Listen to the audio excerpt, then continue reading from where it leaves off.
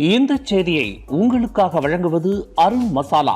1983 ஆண்டிலிருந்து தரத்துடன் தன்மை மாறாத அறுசுவை சமையலுக்கான அருண் மசாலா.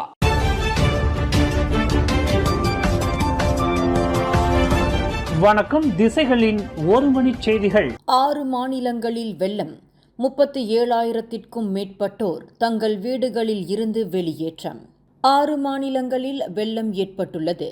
இதுவரையில் 37,000க்கும் மேற்பட்டவர்கள் தங்கள் வீடுகளில் இருந்து வெளியேற்றப்பட்டுள்ளதாக பிரதமர் டத்தோஸ்ரீ அன்வார் இப்ராஹிம் தெரிவித்துள்ளார்.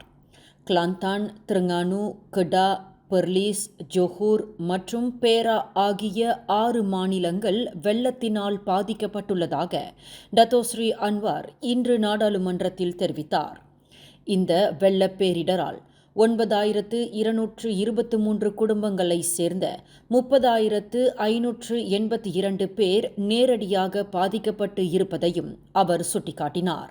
கிளாந்தான் மாநிலம் கடுமையாக பாதிக்கப்பட்டுள்ளது. கிளாந்தானில் உள்ள 9 மாவட்டங்களில் 157 நிவாரண மையங்கள் திறக்கப்பட்டுள்ளன. இன்று காலை 9:32 மணி வரை கிடைக்கப்பெற்ற நிலவரப்படி 6 மாநிலங்களில் பாதிக்கப்பட்டவர்களின் எண்ணிக்கை 11,385 பேராக இருந்த நிலையில் இந்த எண்ணிக்கை ஆக கடைசி நிலவரப்படி 37,189 பேராக அதிகரித்துள்ளதாக டத்தோஸ்ரீ அன்வார் குறிப்பிட்டார்.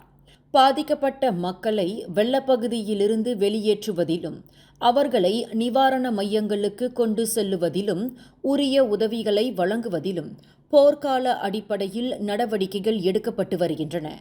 பாதிக்கப்பட்ட மாநிலங்களில் உள்ள மக்களின் பாதுகாப்பை உறுதி செய்வதில் முழு மூச்சாக பாடுபட்டு வரும் துணை பிரதமர் டத்தோஸ்ரீ அஹ்மத் ஜஹீர் ஹமீடி மற்றும் தேசிய பேரிடர் நிர்வாக மையமான நட்மா ஆகியவற்றுக்கு பிரதமர் தமது நன்றியை தெரிவித்துக் கொண்டார்.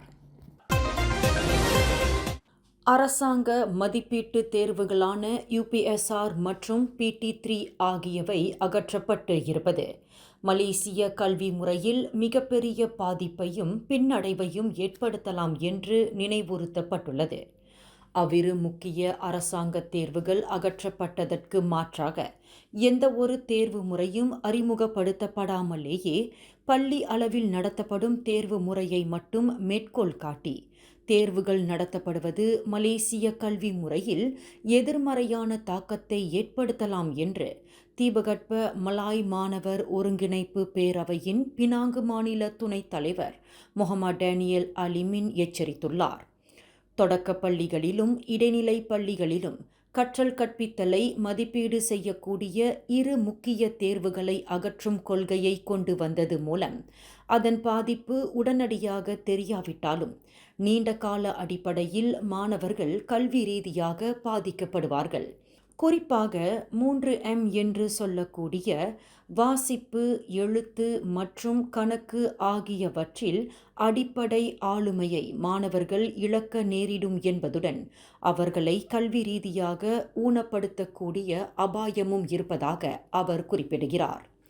மாணவர்களுக்கு பள்ளி அளவில் தேர்வு நடத்தப்பட்டாலும் அரசாங்க அளவில் நடத்தப்படக்கூடிய UPSR மற்றும் PT3 தேர்வுகள் மாணவர்களின் கல்வி அடைவு நிலையை மதிப்பீடு செய்வதற்கு அவர்களின் முன்னிலையில் வைக்கப்பட்ட பெரும் சவால்களுக்குரிய தேர்வுகளாகும். அந்த தேர்வுகளில் மாணவர்கள் சிறந்த அடைவு நிலையை பெற்றால் அவர்களின் அடுத்த கட்ட கல்வி அடைவு நிலை எவ்வாறு இருக்கும் என்று முன்கூட்டியே துல்லியமாக கண்காணிக்கக்கூடிய தேர்வுகளாக அவை விளங்கின என்று டேனியல் அலிமின் குறிப்பிட்டார். 2025-2026 ஆண்டு மெட்ரிகுலேஷன் கல்விக்கான மாணவர் சேர்ப்புக்குரிய முதலாம் கட்ட விண்ணப்பம் வரும் டிசம்பர் 1 தொடங்குகிறது. 2024 ஆண்டு SPM தேர்வை எழுதவிருக்கும் மாணவர்கள் பல்கலைக்கழகத்திற்கு முந்தைய படிப்பான மெட்ரிகுலேஷன் கல்வி வாய்ப்பை பெறுவதற்கு டிசம்பர் 1 தொடங்கி 2025 ஆண்டு பிப்ரவரி 28 வரை விண்ணப்பிக்கலாம். அதேவேளையில் சம்பந்தப்பட்ட மாணவர்கள் தங்களுக்கான 2ஆம் கட்ட விண்ணப்பம் SPM தேர்வு முடிவுகள் அறிவிக்கப்பட்ட 5 நாட்களுக்குள் சமர்ப்பிக்க வேண்டும். இரண்டாம் கட்ட விண்ணப்பமானது SPM தேர்வு முடிவை அடிப்படையாக கொண்டு மாணவர்களின் தகவல்களை மேம்படுத்திக் கொள்வதாகும் என்று கல்வி அமைச்சு ஓர் அறிக்கையில் தெரிவித்துள்ளது.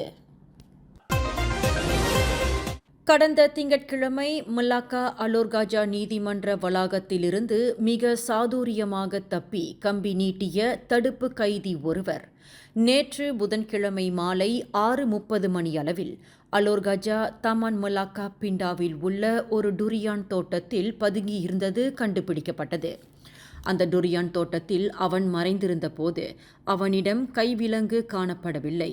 ஓர் இந்தோனேசியரான 38 வயதுடைய அந்த தடுப்பு கைதி அலோர்காஜா மாவட்ட போலீசாரால் தொடங்கப்பட்ட ஒப்கசான் நடவடிக்கையின் மூலம் கண்டுபிடிக்கப்பட்டு வளைத்து பிடிக்கப்பட்டான்.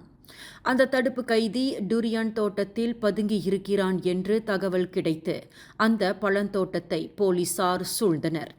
போலீசாரின் வருகையை பார்த்துவிட்டு அந்த தடுப்பு கைதி பழந்தோட்டத்திலிருந்து தப்பிக்க ஓட்டம் பிடித்தபோது அவன் போலீசாரால் வளைத்து பிடிக்கப்பட்டான் என்று மலாக்கா மாநில போலீஸ் துணைத் தலைவர் டத்தோ முகமது நஸ்ரி நவாவி தெரிவித்தார். சுங்கத்துறையின் தடுப்பு காவலில் இருந்து தப்பித்த குற்றத்திற்காக நீதிமன்றத்தில் குற்றஞ்சாட்டப்படுவதற்கு ஏதுவாக அவன் குற்றவியல் சட்டம் 224 பிரிவின் கீழ் தடுத்து வைக்கப்பட்டுள்ளான் என்று டத்தோ முகமது நஸ்ரி குறிப்பிட்டார். திரங்கானுவில் வெள்ளத்தினால் முதலாவது மரண சம்பவம் நிகழ்ந்துள்ளது.